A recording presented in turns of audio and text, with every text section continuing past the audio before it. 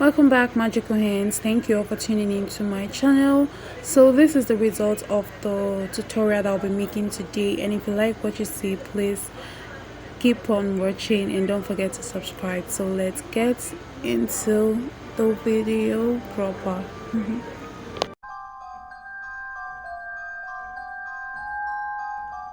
I'll be making use of a pattern paper to draft out the basic measurements of the palazzo pant, so we'll have a clearer view of it. And if you don't have a pattern paper, do well to fold your fabric in two before you get started. So I placed 2 inches for my band outside of the pattern paper, so I'll cut my band later, and I went ahead to mark out my waist, my hip line, which is 10 inches. Do well to check how to mark your hip line. I will be placing a picture and how to get your measurements from your waist to your hip. Do well to check how to get yours as well. So the next thing I'll be marking out is my crunch measurements. And then my crunch measurements, I'll also place a picture on the screen for you to see how to get your crunch measurements. You place your tape from your front waist across your leg to your back waist, and you divide what you have by 2, then you mark it. So mine is 11 inches. I usually come down by 1 inch on my hip measurement, and it works fine. And so the next thing after that I'll be marking out is my knee measurement, and my knee measurement is 25 inches.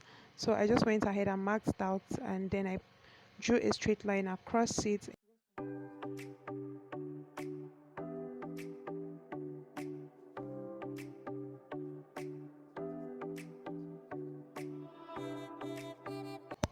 I indicated the line, so when I'm marking my round measurement, I know what part I'm working on, and so avoid being confused. It would be nice if you indicate your lines. So for the full length of my palazzo pants, I just made use of the full length of the pattern paper, which is actually shorter than the full length of my palazzo, but I'll extend it while cutting it on my fabric.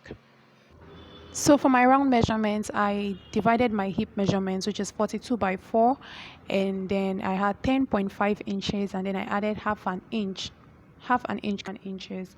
because I'll be adding the second half inch to the back piece, because I want my back piece to be bigger than the front piece.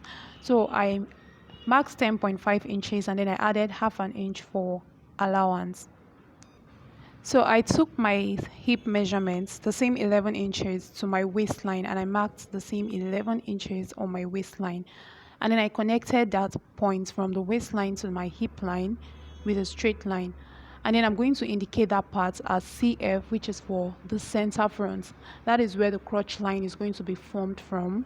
So I hope you're getting this whole thing down. And the reason why I did that is because that enables me get my hip curve perfectly. So from the point where I extended the 11 inches from my hip, I'm going to go ahead and mark my hip measurements, my waist measurements divided by 4 from the center front. Please don't forget, mark this from the center front. It enables you to get your hip curve. So I marked that, guys, and then I added half an inch for sewing allowance, and then I went ahead to mark my dart. And how I get my dart is my hip measurement, my waist measurement divided by 4, which gives me 8. And then I go again to divide my waist, the remainder, which is the 8. I go 8 by 2, which gives me 4. So from that 4 inches, I come down by another 4 inches, connects to the straight line. And then I will take half an inch on both sides of the 4 inches that I marked and connect it to the 4 inches at the depth line.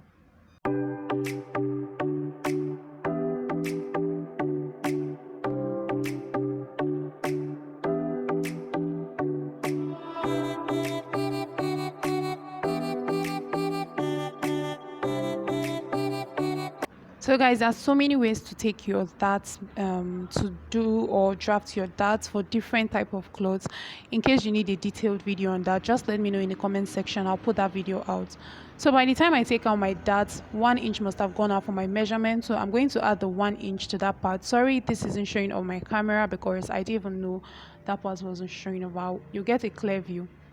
So I added 1 inch to that measurement. You can see the points, and then I connected it to the hip line. So on the crunch line, I extended that line further, and then I brought down the 11 inches on my hip line down to the crunch line, because that will enable me get a perfect curve on my crunch line.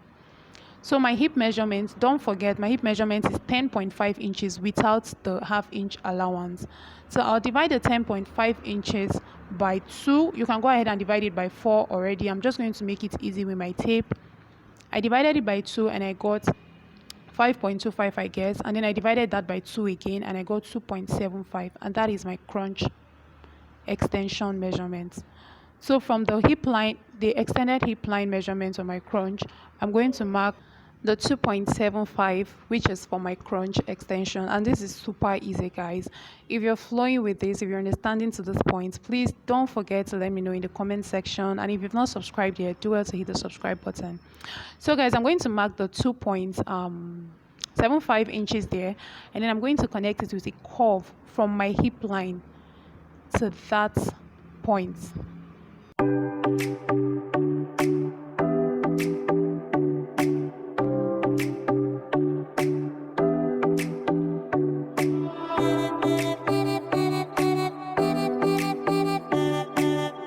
So now the next thing I'll be doing is to mark out my thigh measurements, and then I came down by 2 inches from my crunch line. That is because that will enable me mark out my thigh measurements, and that is like my upper thigh measurements. So just come down by 2 inches from your crunch line, so we'll be able to place our thigh measurements properly, and that's going to enable us mark on the knee and also on the full length. So guys, I'll find the midpoint of this. I'll find the midpoint from my crunch line. My crunch line will enable us get the midpoint. I'll divide my crunch line measurement by 2, and what I have on my crunch line is going to be serving as our midpoint, and that is going to enable us place our thigh measurement. So my crunch line measurement is 14 inches, and the midpoint of 14 inches is 7. 14 inches divided by 2 is 7. So from that 7 inches, I'm going to mark a straight line down to the full length of my trouser. Do well to mark this on your fabric if you're using your fabric, and don't forget to fold your fabric in 2 before cutting this. And you can also do this on your pattern paper if you have a pattern paper with you. So my thigh measurement is 25.5. That's the exact measurement of my thigh. But I'll be making use of 26 because it's a palazzo pant, and probably I might want some sitting allowance or some ease. So the midpoint of 26 is 13. That is 26 divided by 2. This is the only measurement we don't divide by 4. So 13 inches is going to be what I will mark on my thigh, and then I'll find the midpoint of 13. Please do a midpoint to enable us balance the equation on both the left side and the right side properly.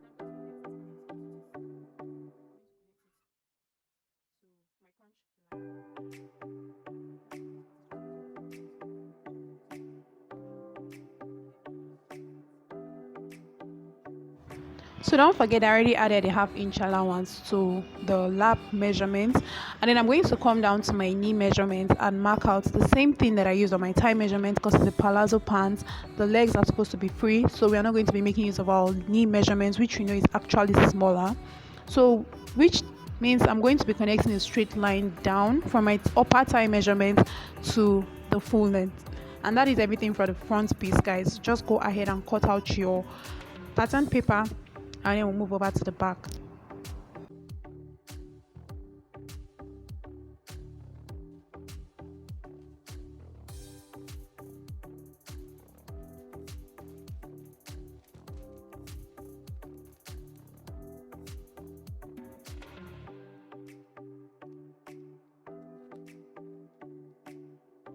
So in cutting out the back piece, you place your front piece on your back piece, on your pattern paper or on your folded fabric.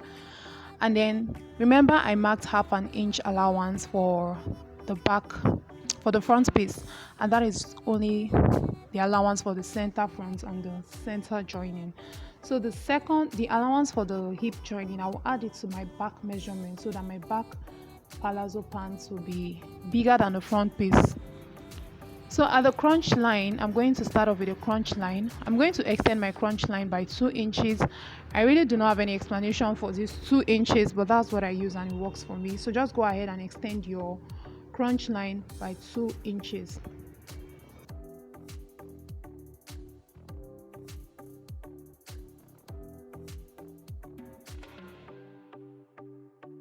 Now go over to the waistline of my palazzo pants, and then the waistline of the front piece, I'm just going to use it as a template to get the waistline of the back piece, and then I'll just mark it, I'll just outline it there. That is where the front piece waistline starts from. And then I'll remove the front piece, and then I'll go in by 1.5 inch. That is because of the slope. If you take a look, I'll put a picture by the right side showing you why I took that in. Most people don't actually take in the 1.5 inch, and it's perfectly okay. So I'll just connect that new waistline to the crunch line, and then for me to get a perfect crunch line, I'll adjust my front piece to the new waistline, and then use the crunch line of the front piece as a template to get the crunch line of the back piece. So this works for me fine. If you don't have your curve ruler, just adjust yours and do it like that. So I move the front piece back to the first position, and then I'll move over to the hip line, and then the 1.5 inch that I took in, I'm going to add it back to the hip line. I'm just going to replace what I took from that hip line. I'm going to replace it back at this other end. So instead of adding just 1.5 inch, remember I told you the half inch for the side joining allowance of the front piece that I didn't add. I'm going to add it at this point now. So I'm going to add 2 inches, or you can even add 2.5 inches if you want. So I'm going to add 2 inches at that point instead of 1.5. So this is going to make my back piece bigger than the front piece. And then I also add the same thing at the hip line, and then I'll connect it with a slant to meet the upper thigh, or just connect it with a slant. There's really no measurement around that side. Just connect it so it's not too sharp. And then for the crunch line, I'm also going to connect it with a slant to meet the upper thigh, so it's not too sharp as well.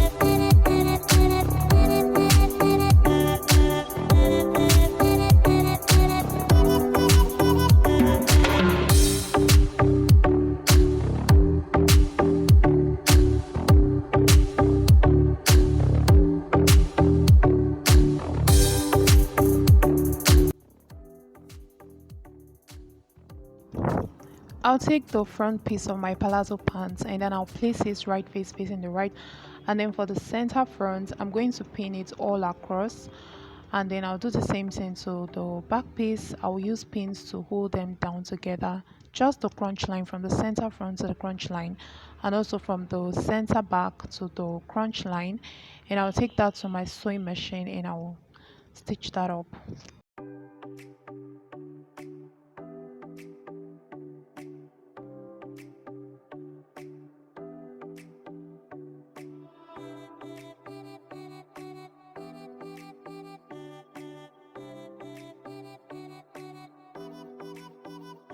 So I placed the back piece of the palazzo pants first, placed the front piece on it, and then I went ahead and pinned the sides together, and then I'm going to go ahead and sew up the sides that I'll pin together, and I'll come back to explain the next move.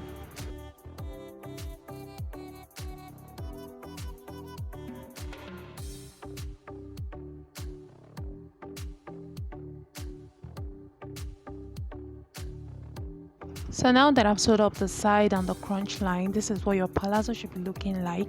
And then I also went ahead to sew up my dart. Sorry, I forgot to mention that. And also I didn't mention zipper allowance. That is because I'll be using the sewing allowance as my zipper allowance. I'm going to lose one of the sides and fix my zip. So this is what the darts should look like. If yours isn't looking like this, you have to go back and check where you missed it. Your dart should be looking like this. And then I'm going to go ahead and sew the inner sides together. You can see everything is beginning to make sense, it's beginning to fall in place. So I'm just going to use my pins to illustrate how this is going to be sewn. I'm just going to use the pins to hold them down, and then I'll take it to my sewing machine to sew, and then I'll be back to show you all the next move.